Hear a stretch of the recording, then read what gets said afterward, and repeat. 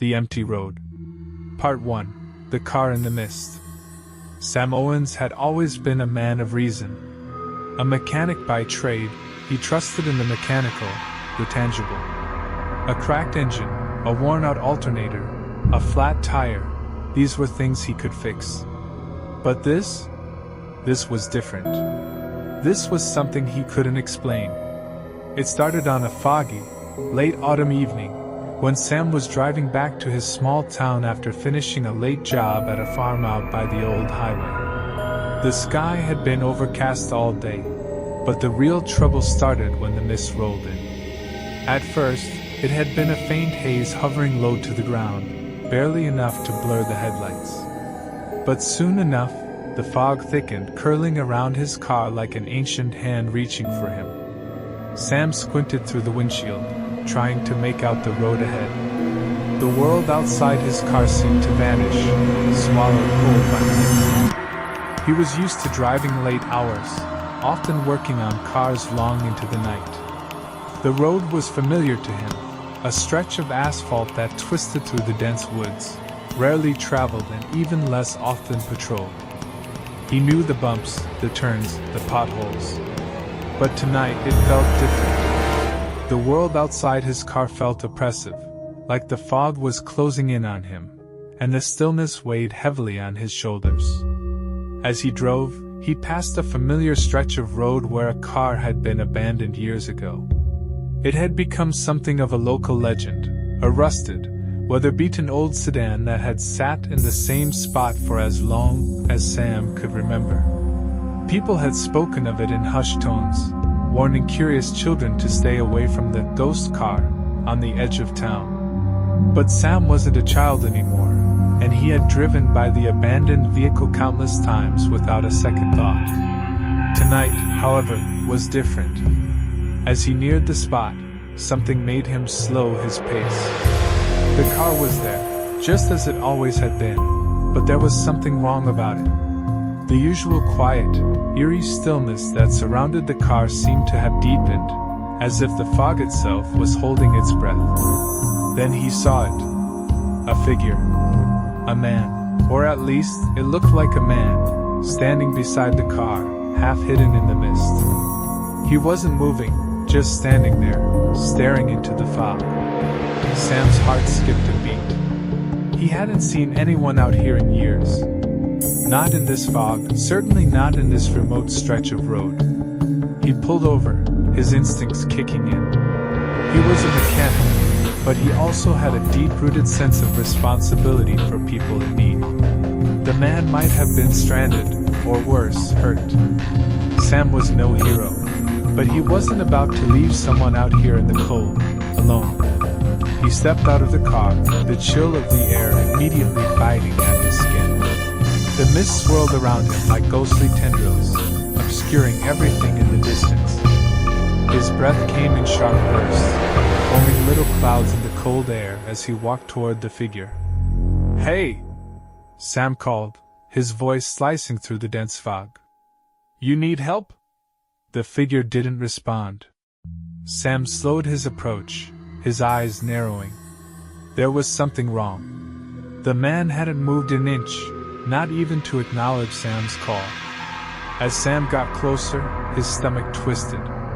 He could make out the details of the man's appearance. His clothes were old, torn in places, his posture hunched. But it was his face that caught Sam off guard. It was pale, too pale, with hollow eyes that seemed too wide, too empty. His mouth was slightly open, but his lips were unnaturally thin, pulled back in a way that made it look like he was in constant pain. Sam stopped a few feet away, his gut telling him to turn back, to get back in the car and drive away. There was something unsettling about this man, something that didn't sit right. But before he could speak again, the figure shifted. The movement was slow at first, jerky, unnatural. Then, with a horrifying lurch, the man's body twisted, his arms extending unnaturally, his joints cracking as he stretched his body. His face contorted as if something deep inside him were struggling to break free, and then the figure was gone. Sam blinked, his breath catching in his throat. One moment, the man had been standing right there. The next, he was nothing but a shadow lost in the mist. What the hell was happening? He turned on his heel and started to walk back to his car, his mind racing. He couldn't shake the image of the man's twisted body, or the sickening sound of his joints popping and cracking. It was unnatural. But as he reached his car, something stopped him in his tracks. The abandoned car. The old sedan. It was gone. Sam felt his heart drop into his stomach as his eyes scanned the empty stretch of road. The car, which had always sat there, had vanished.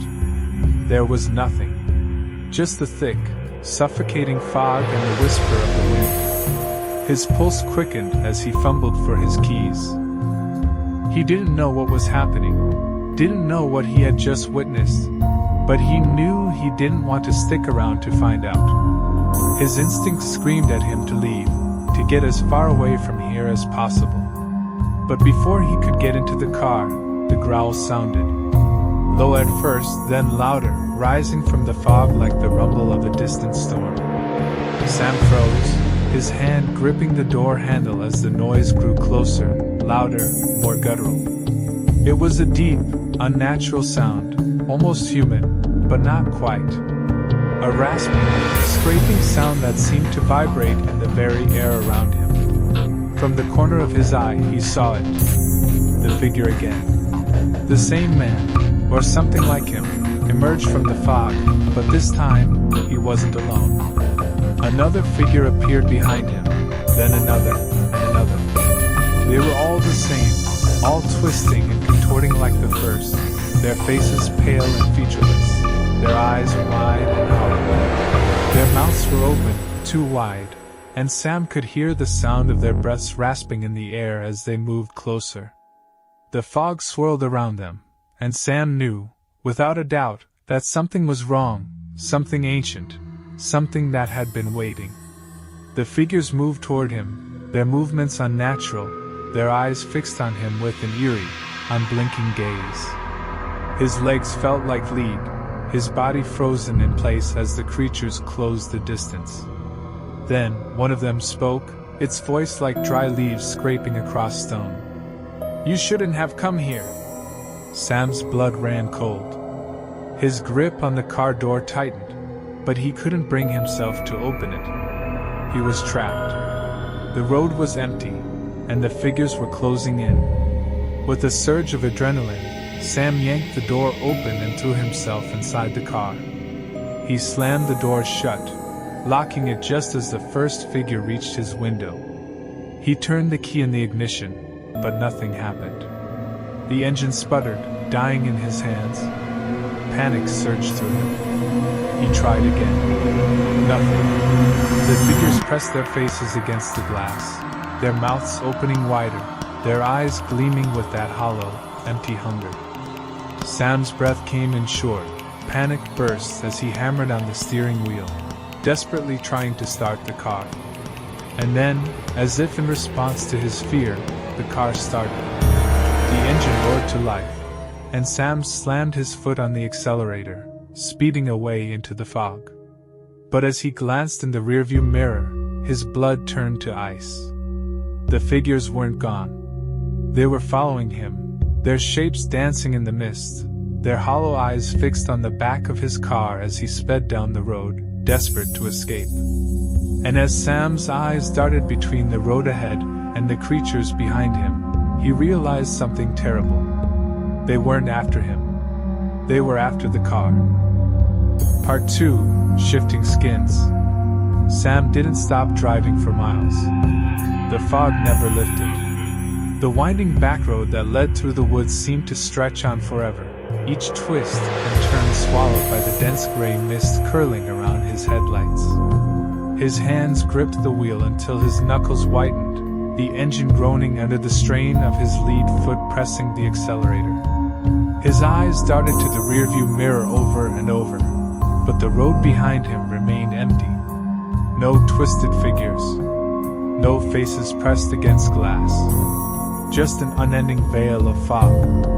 And yet, he couldn't shake the feeling that something was still in the car with him. He turned up the heater, more for comfort than warmth. His breath still fogged in the air. An unnatural chill clung to the interior, as if something old and dead had left its scent in the upholstery. His fingers hovered toward the radio, but something in him recoiled at the thought of breaking the silence. No distractions. He needed to think. The question that clawed at the back of his mind: why the hell had the car started?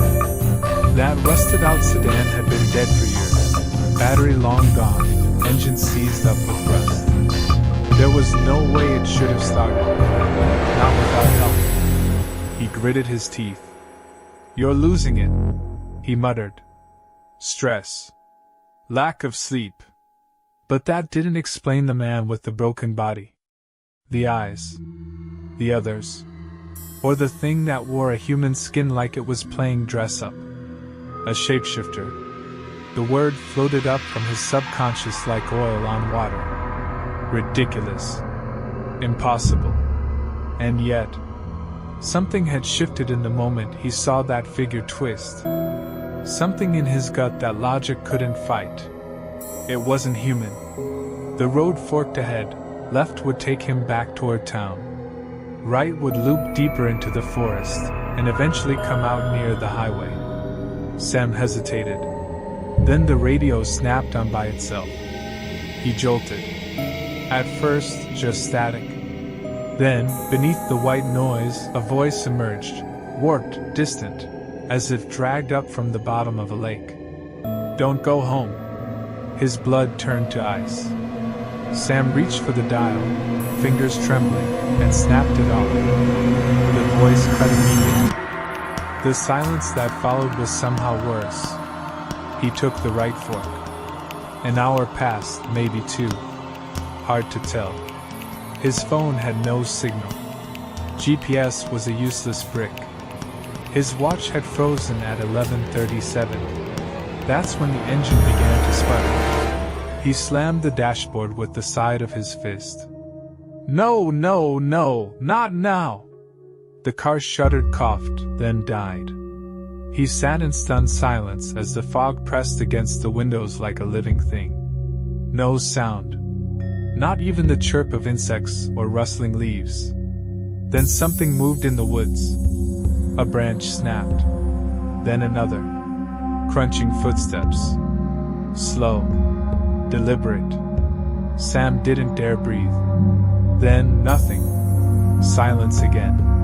He reached for the glove compartment, pulling out a flashlight. The beam was weak, but enough to see the edge of the road. The car sat at the shoulder, trees pressing close like sentinels. The woods beyond were thick, too dense to walk through safely at night.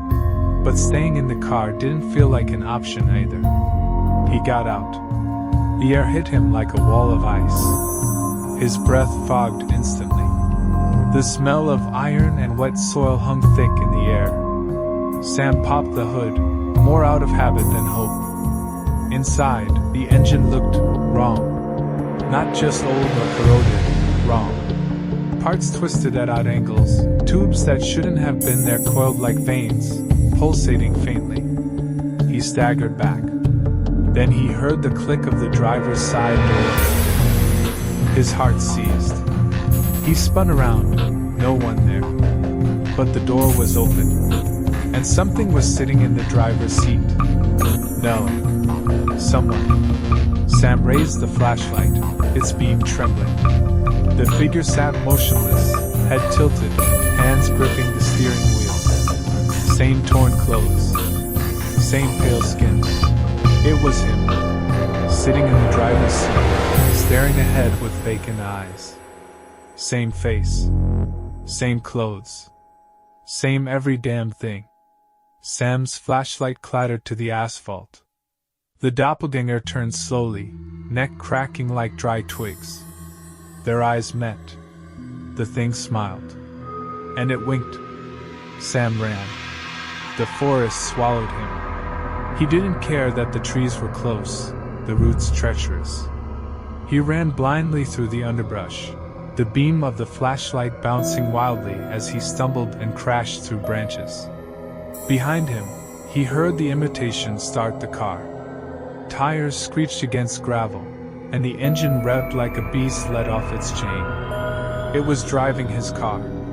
No, becoming his car. The realization hit like a brick. It hadn't just taken his shape.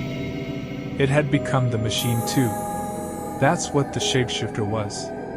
Not a monster hiding in the woods, not some spirit stuck to a cursed sedan. It was the car. Every time someone passed it, it learned, observed, waited, until the right person came close enough. Someone whose skin it wanted to wear.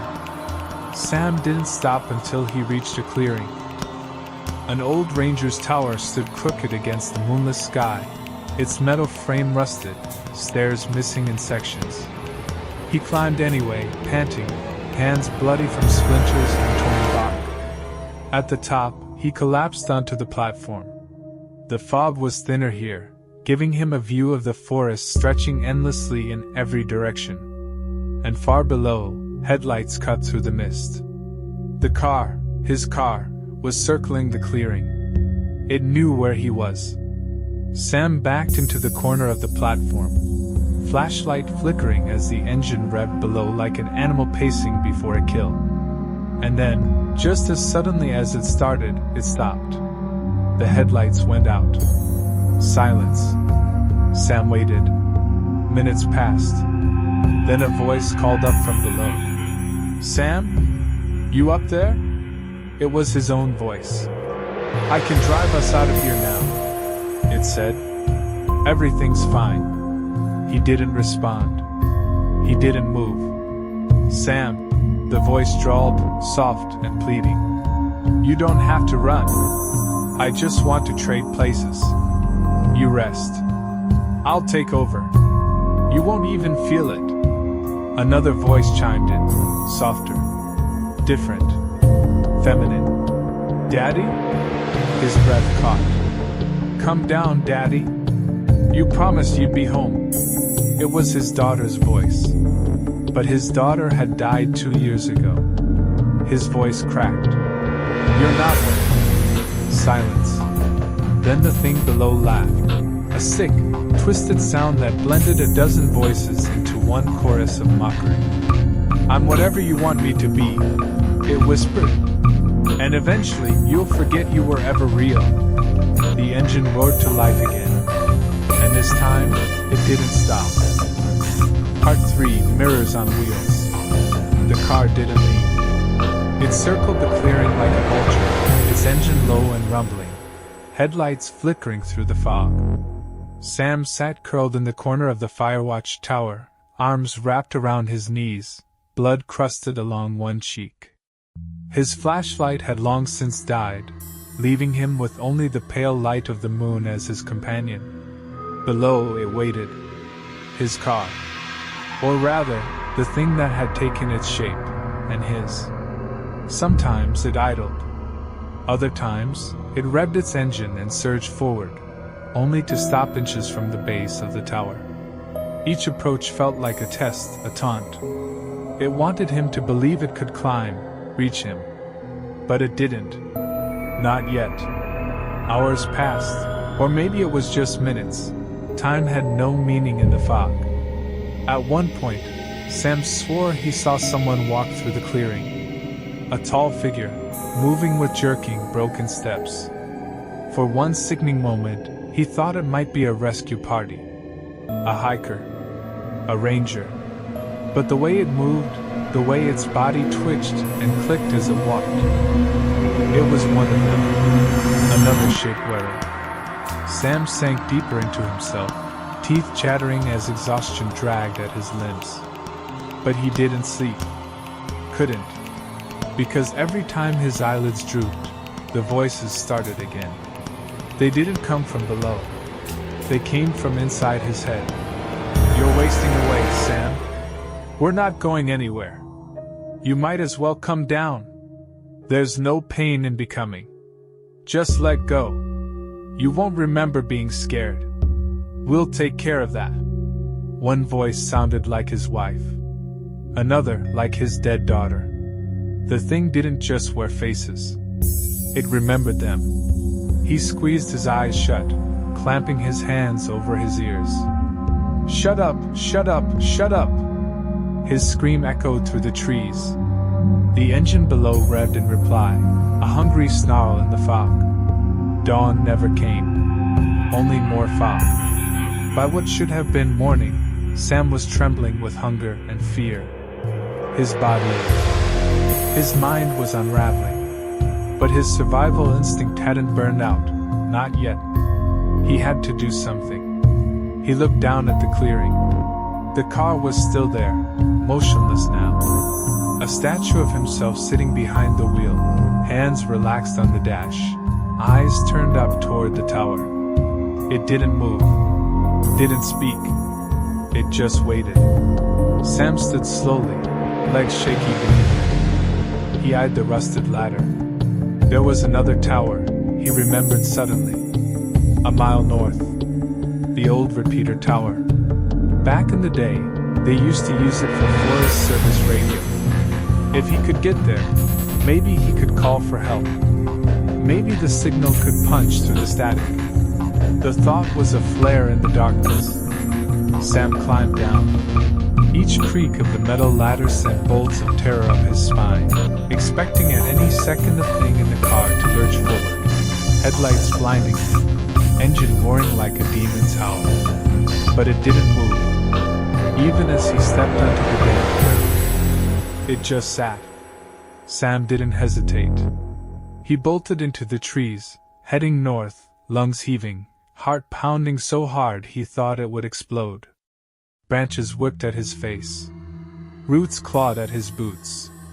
But he didn't stop. Not until he saw the silhouette of the repeater tower looming through the mist. It was half collapsed, rusted and decaying, but the top still held the skeletal dish of the old transmitter.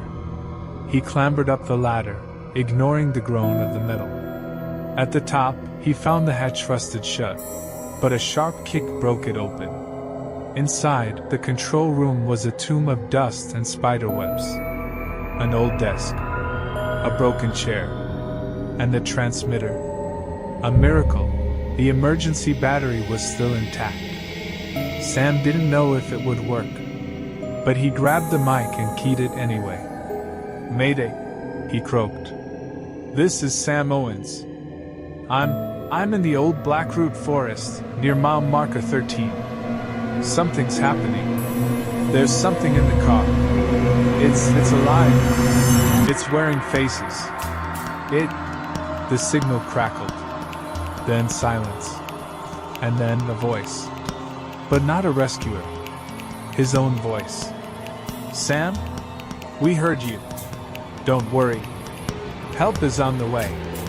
Just stay put." He dropped the mic. The transmitter screen flickered. The signal wasn't going out. It was being looped back in. The machine had become part of the forest. Part of it. Everything he touched, it touched too. Then he heard the engine. From below. The car had followed him. It was parked at the base of the repeater tower. But something was different. There were two of them now. Two identical cars. Two Sams behind the wheel. The first one stepped out of the driver's side. He waved up at the tower, just like Sam had once waved to his daughter waiting at the porch. Cheerful. Familiar. False. Then the second car door opened, and a child stepped out. No, not a child. A thing wearing a child. It looked like her. Looked like his daughter. Same blue coat. Same dark curls. Same crooked smile.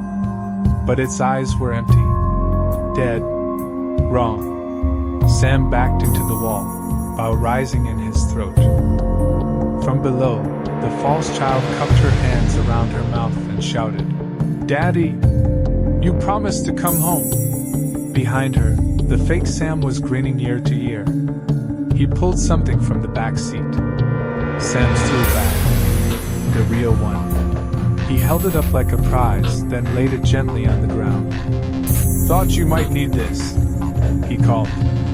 Sam wanted to scream, to run, to jump from the tower and disappear into the earth. But something in him froze, his body locking up, rooted in terror and awe. Because the thing wearing his face was perfect. Not just skin. Memory. Mannerism. Soul. And worst of all, it looked happy. The real Sam hadn't felt happy in years. It began walking toward the base of the tower. And the child followed. Part 4. Mirrors in the Fog. The footsteps echoed through the mist, growing louder with each passing second. The false Sam, his doppelganger, moved toward the base of the tower with a deliberate, unnervingly casual pace. The false child, the thing wearing his daughter's face, trotted along beside it. Its small, pale hand reached up to grasp the adult figure's, fingers cold and stiff. Sam's heart pounded so hard that he could feel it in his throat. His legs were frozen, his body rooted to the spot as if the terror had paralyzed him. He wanted to run. He wanted to scream, to tear out of the tower and flee into the woods, but something held him in place. The fog pressed in tighter, suffocating the clearing in a dense, swirling cloud.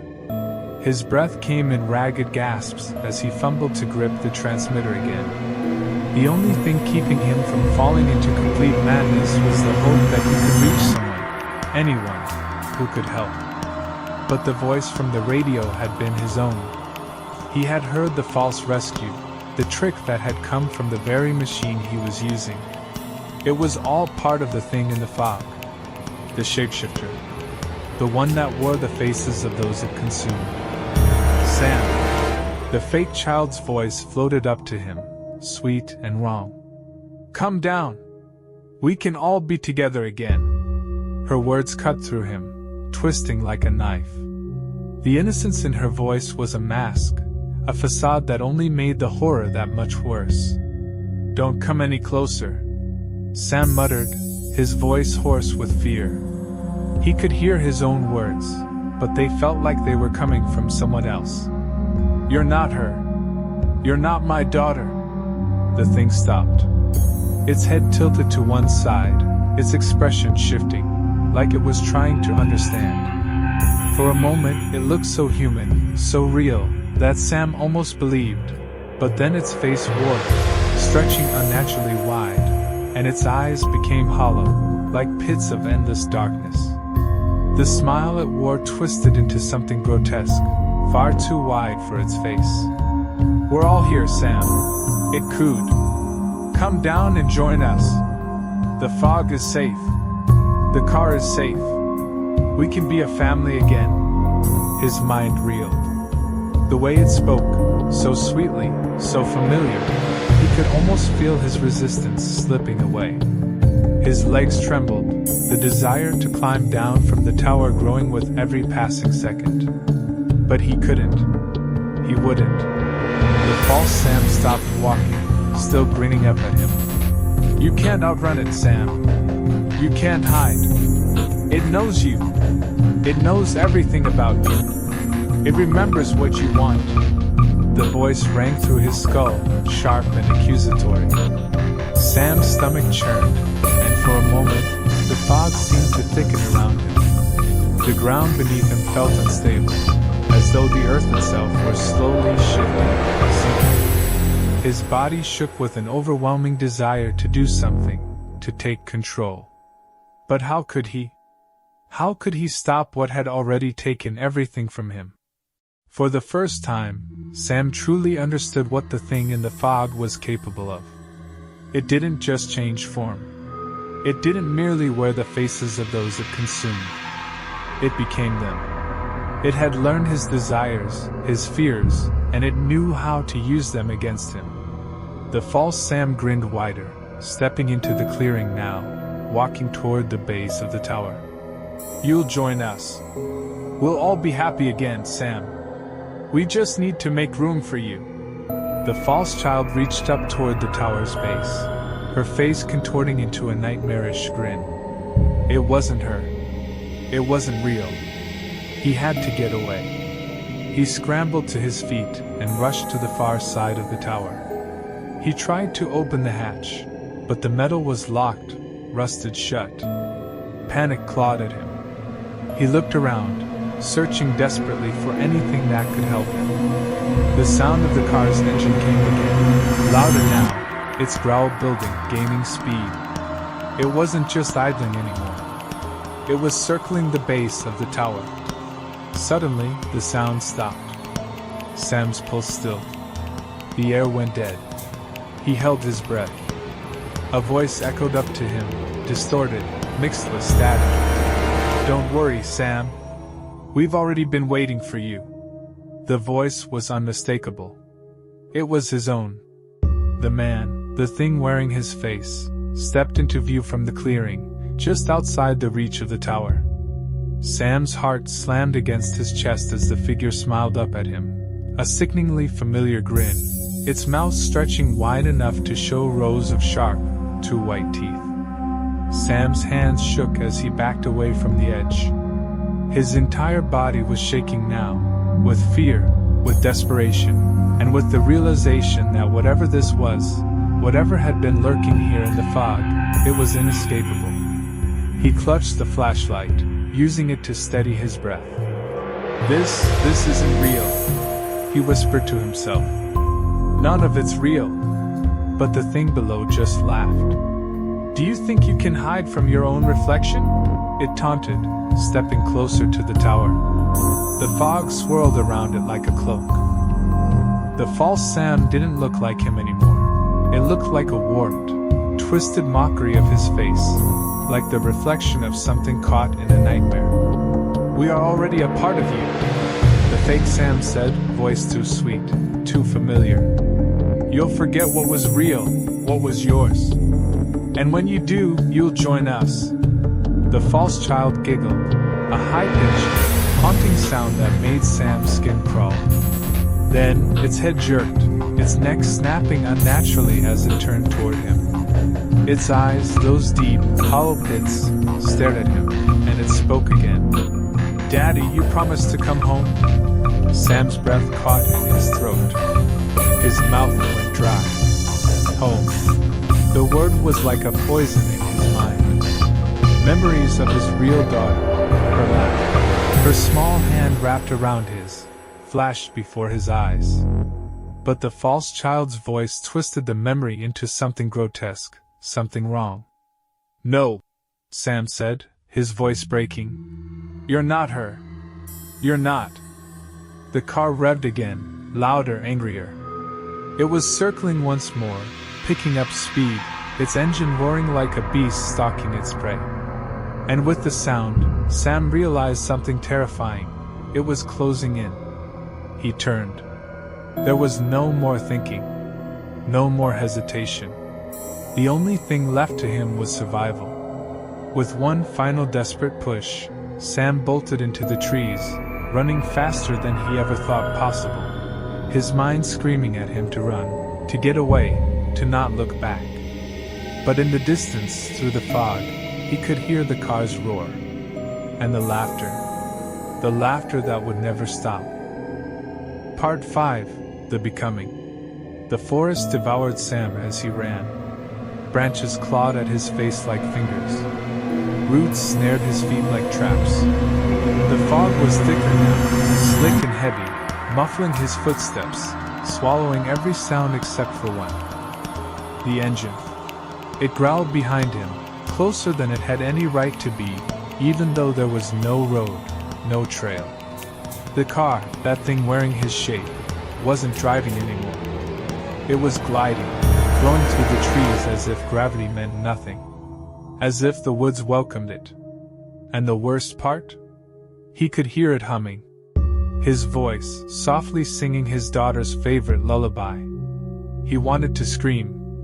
Not in fear, but in rage. This thing, this shapeshifter, had peeled back his soul like bark from a tree. It wore him like a second skin, and worse, it understood him. It wasn't just copying his face anymore. It was replacing him.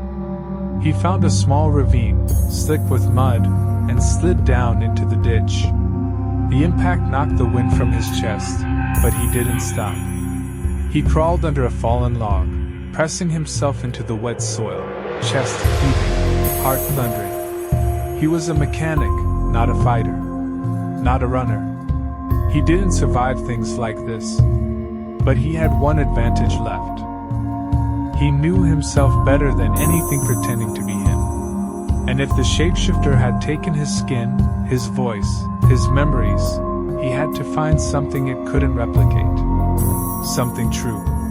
Sam closed his eyes, blocking out the fog, the cold, the engine's howl. He searched through the clutter in his brain, past grief, past anger, past the memory of his daughter's still form in that hospital bed, past the years of pretending to be fine. He thought about the sound his daughter made when she laughed through a mouthful of cereal. The stupid way he always tapped the steering wheel 4 times before turning the ignition. The smell of oil on his hands that never truly went away. Little things. Real things. The shapeshifter wore his past, but it didn't feel it. Sam opened his eyes. Somewhere out in the trees, the car idled again. The lullaby ended. Silence. Then, crunching footsteps. Soft. Measured. The false Sam stepped into view. No headlights now. Just the man. His face. His voice. Sam, it said like a brother. It's okay. You've been running too long. It's time to come back. We can be whole again. Sam stood slowly, mud dripping from his clothes, every muscle screaming in protest. He said nothing. The doppelganger tilted its head. The smile flickered, just once. You know it's pointless. You can't live in broken pieces. Let me take the weight. I want to. It's what we do. Sam's lips cracked into a smile, not a warm one. A grim one. You got my face. My voice. My car. Hell, you even got my worst memory. He stepped forward. But you don't have me. The fog behind him shifted. The real car, his car, emerged. Not the perfect replica, not the doppelganger's copy. The rusted-out shell from the road. The abandoned husk that had called out to him. The original. Its headlights flared once. The shapeshifter's eyes widened. The smile dropped. It stumbled back. No, it whispered. No, you can't. But Sam was already moving. He lunged for the old car, throwing open the driver's side door, ignoring the rust, the sharp bite of metal. He slid inside, fingers finding the ignition. There was no key. Didn't matter. He didn't need one. He tapped the wheel 4 times. The engine, dead for years, roared to life. And the forest screamed with it. The fog exploded outward like a shockwave. Branches bent. Trees cracked. The earth itself trembled. And the doppelganger howled, a sound made of metal twisting, bones snapping, identities unraveling. It dropped to its knees as black liquid poured from its eyes, its mouth, its seams. No, no, no, no, I was you. I am you. But it wasn't. Not really. Sam floored the accelerator. The car surged forward, not over the earth, but through it. Not as a vehicle, but as a memory reasserting itself, burning through the infection in the soil, the falsehood in the fog. The headlights locked on the shapeshifter, and Sam didn't blink. He hit it at full speed. There was no impact, only dissolution. The thing broke apart like smoke in a wind tunnel, dissolving in the light, its stolen flesh peeling away in shreds of memory, illusion, and voice. Screams echoed in 100 tones, his own, his daughter's, voices he didn't even recognize. And then, silence. When Sam opened his eyes, the car was still. So was the forest. The fog was gone. The sky had broken open into dawn, a pale light filtering through the trees. His hands rested on them, and for the first time in years, they weren't shaking. He stepped out slowly. The forest around him was normal. The tower was gone. The road was back. No twin. No echo. No laughter. Just the wind in the trees and the smell of morning. The car, his real car, was whole. Still old. Still rusted. But his. He looked into the rearview mirror. Just him. And that was enough. Epilogue 1 mile down.